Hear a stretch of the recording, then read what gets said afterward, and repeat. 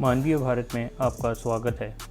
राष्ट्रीय और अंतर्राष्ट्रीय खबरों में भारत और चीन कई दिनों से आ रहे हैं। कई देश भारत को सही ठहराते हैं तो कई चाइना का पक्ष लेते हैं। 5 मई से शुरू हुआ भारत चीन के बीच बॉर्डर विवाद थम नहीं रहा है। इस पूरे मुद्दे में हम पहले लाइन ऑफ एक्चुअल कंट्रोल को समझते हैं। 7 नवंबर 1959 भारत के पहले प्रधानमंत्री जवाहरलाल नेहरू पत्र पढ़ते हैं। लिखा था, चीन भारत की अरुणाचल की और ईस्टर्न मैकमोहन लाइन को बॉर्डर मान सकता है अगर भारत वेस्टर्न लद्दाख में चीनी सैनिकों की पोजीशन को बॉर्डर मान ले। ये खत भेजा गया था उस समय के चाइनीज प्रीमियर जाओ एनलाई के द्वारा। समझ ये थी कि चीन भारत को अरुणाचल दे रहा था अक्साई चिन के बदले में, पर यह समझौता कारगर नहीं रहा। दोनों देशों की सेनाओं में तनाव बढ़ता रहा और 1962 में युद्ध छिड़ गया।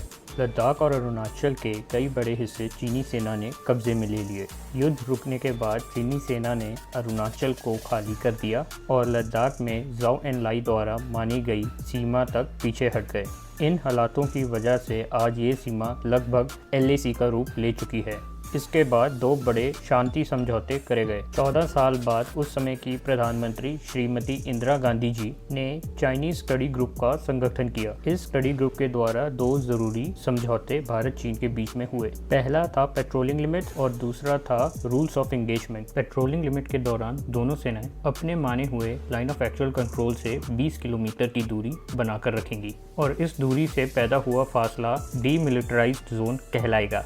इस जोन की लिमिट्स पे रूल्स ऑफ एंगेजमेंट के द्वारा दोनों सेनाएं हथियारों को अपने से दूर रखेंगी। इस समझौते से भारत चीन बॉर्डर विवाद कम तो हुआ, लेकिन लाइन ऑफ एक्चुअल कंट्रोल कहां से शुरू होके किधर खत्म होती है और किन किन जगहों से होकर गुजरती है, इसके मायने दोनों देशों ने अलग अलग बनाए हुए थे। इस असहमति को सुलझाने के लिए 18 साल बाद प्रधानमंत्री नरसिम्हा राव के नेतृत्व में भारत और चीन के बीच agreement of peace and tranquillity को लाया गया। कोशिश ये थी कि दोनों देश अपने बॉर्डर दावों को त्याग दें और आपसी समझौते से एक ऐसे लाइन ऑफ एक्चुअल कंट्रोल का निर्माण करें जिसका दोनों देश आदर करें। इसके लिए भारत चीन के एक्सपर्ट्स को एक जॉइंट वर्किंग ग्रुप का संगठन करके उसमें काम करना था। लेकिन चीन ने भारत को एग्रीमेंट पहले साइन करने के लिए मनवा लिया, पर जॉइंट वर्किंग ग्रुप को कभी बनाया ही नहीं। लाइन ऑफ एक्चुअल कंट्रोल का विवाद वहीं का वहीं रहा, पर म्यूचुअल एंड इक्वल सिक्योरिटी जो कि agreement of peace and tranquillity का हिस्सा था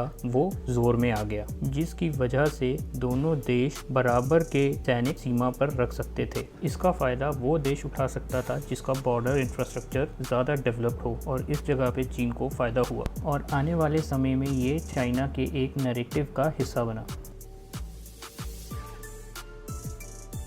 तो हमने देखा भारत और चीन की असहमति से हुई इंडो चाइना वॉर और डिप्लोमेटिक कोशिशों से हुए LAC पे सुधार। अगले एपिसोड में हम देखेंगे कि इस LAC पे कैसे बदलाव आ रहे हैं। अगर आपको वीडियो पसंद आया तो प्लीज़ लाइक और सब्सक्राइब ज़रूर करिए और कमेंट भी दीजिए।